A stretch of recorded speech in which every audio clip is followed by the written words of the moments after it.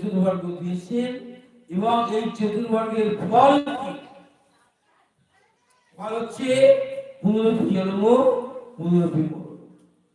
পুনরপি আবার আমি যদি যেখানেই যাই না কেন, আবার যদি স্বর্গধামে যাই, মোক্ষর আলাদা ব্যাপার, যে অন্যান্য ধামে যদি যায় সেখান থেকে আমাদের কর্মফল যেই শেষ হয়ে যাবে সেই আবার আমাদের এই ধরনামে চলে আসতে হবে।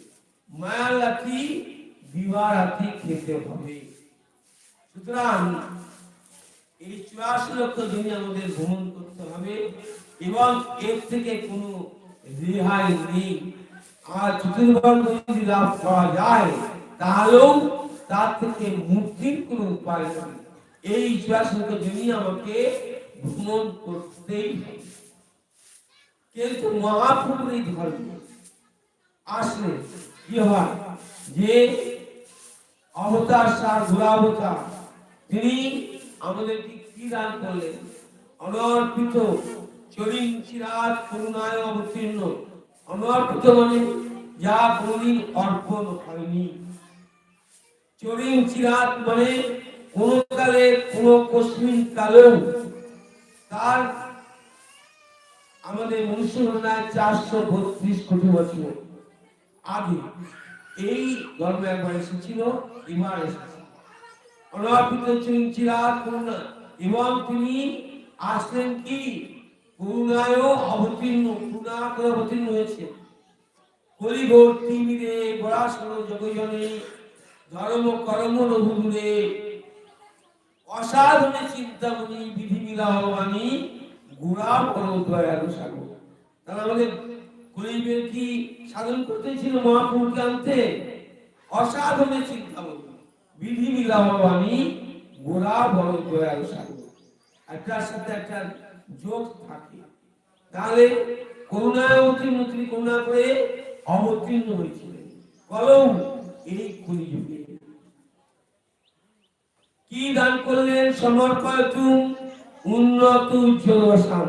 তিনি সমর্পণ করলেন কি? উন্নত উজ্জ্বল রস।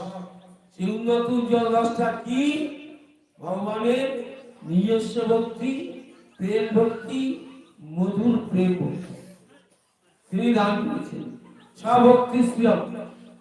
সেই মধুর প্রেম ভক্তি যদি আমরা না পাই বা মহাপ্রভু যদি না দিতেন, তা আমরা আমাদের আরাধ্য ভগবান বৈজেন্দ্রনাথকে পেতাম না।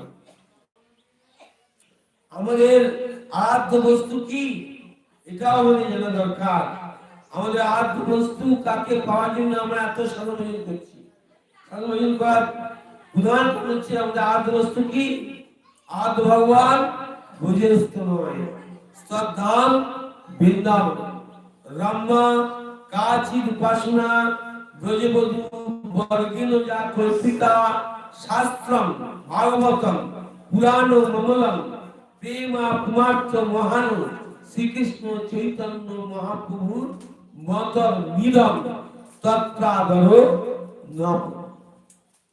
তাহলে আমাদের আত্ম ভগবান বুঝেস্ত নয়, স্তবধাম বৃন্দাবনম, রম্মা কাচি উপাসনা ব্রজবধূ বর্গিন যা কল্পিতা।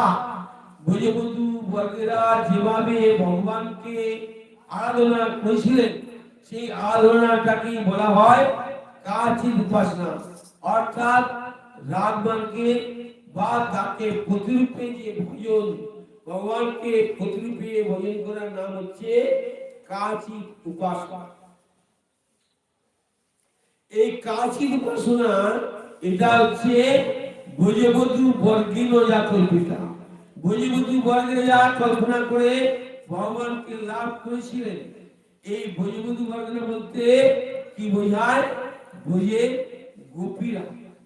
এই গোপীরা ভগবানকে প্রতিরূপে পেয়েছে রাসে। তাহলে এই প্রতিরূপে পেতে গেলে আপনাকে তো একটা প্রতি হতে হবে, নাহলে তো আপনি সেখানে পৌঁছতে পারবেন। সেটা হচ্ছে মহাপ্রভুর বিশেষ অবদান। এই যে গুরুদেবের কাছ থেকে পুনরালিখিত ভজন, এই ভজন কুনাল